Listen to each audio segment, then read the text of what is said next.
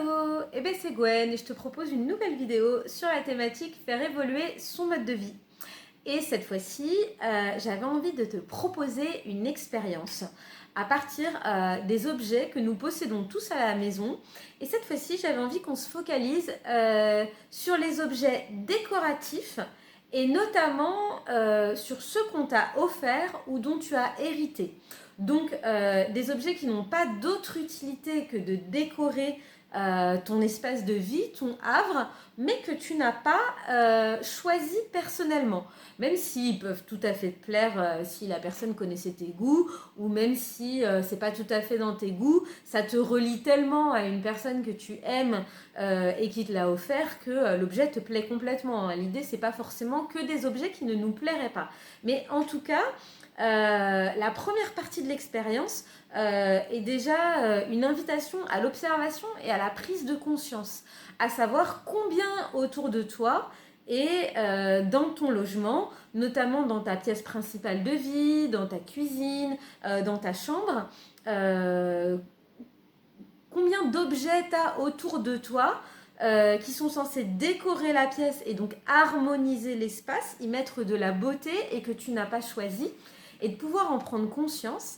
Et la deuxième partie de l'expérience que je te propose, c'est d'acquérir prochainement, alors pas forcément à grand prix, ça peut être dans une broc, ça peut être une petite sculpture, ça peut être un petit tableau, ça peut être une affiche dans une expo si tu as l'opportunité d'y aller, ça peut être tout et n'importe quoi.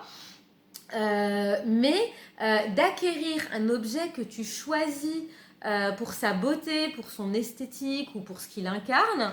Et ce que je vais te proposer de le faire, c'est de ne pas le mettre dans un espace vide, c'est de le mettre à la place d'un objet qu'on t'a offert et de trouver une autre place à l'objet.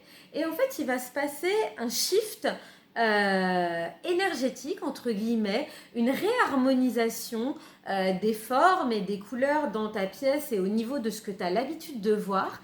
Et ça va ramener un souffle nouveau dans ta maison, mais aussi dans ton état d'esprit. Et puis ça peut créer aussi des choses nouvelles quand des gens qui vont venir chez toi et qui t'ont offert des choses vont voir que ça bouge, que ça circule. Par exemple, ça va peut-être permettre, je sais pas moi, un exemple tout bête, tu as un dessin sur ton frigo que ton petit-fils ou ta petite-fille t'a fait à la place tu vas mettre une belle carte postale ou une belle affiche ou un aimant que tu t'es offert toi-même. Et l'enfant va voir que son dessin est plus là, mais que soit tu l'as valorisé, tu l'as mis ailleurs, soit que tu l'as mis dans un autre endroit, et ça va peut-être lui donner envie d'en refaire un. Où il va peut-être poser la question, et justement ça va donner l'opportunité de dire ah bah oui, mais comme ça permet de faire des choses différentes, ça va pouvoir donner la culture de l'impermanence à cette personne ou à cet enfant, et puis ça va remettre une dimension nouvelle, et ça se trouve ça va te faire voir son dessin qui est dans un autre endroit avec un état d'esprit nouveau. Tu vas peut-être mieux y voir les formes, les couleurs. Et si c'est un enfant petit qui l'a fait, ça se trouve, s'il te refait un autre dessin, tu vas pouvoir dire « Oh là là, mais c'est fou, en 6 mois ou en 1 an, la différence de forme, de couleur, d'utilisation des matériaux. » Enfin, ça va te faire prendre conscience de plein de choses. Et pareil pour d'autres objets, ou si c'est quelque chose dont tu as hérité, il y a des fois des choses qui peuvent être un peu lourdes dans une pièce, et pof, on les met ailleurs, et ça donne une dimension nouvelle, et les couleurs nous reviennent, ou quoi que ce soit. Et puis si ça te fait aussi prendre conscience que c'est quelque chose qui n'a plus lieu d'être dans ta pièce principale de vie, tu en as le droit le plus strict et le plus complet.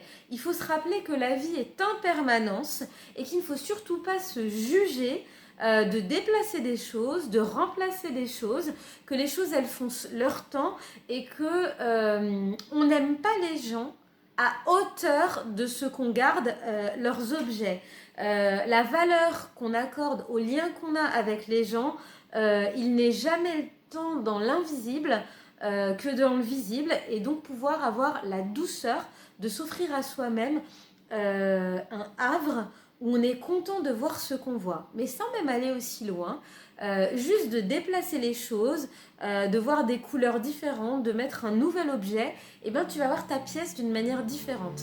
N'hésite pas à me faire un retour si tu choisis de tenter l'expérience. Ça me fera vraiment super plaisir, quelle que soit la dimension. Et puis si ça se trouve, même si tu changes le truc de place et que 2 semaines après, finalement, ça ne te convient pas, que tu remets comme avant, c'est aussi intéressant de le sentir, de voir quand est-ce que ça met un souffle nouveau, de la gaieté, de la légèreté, ou quand est-ce que ça brise aussi une unité ou une harmonie.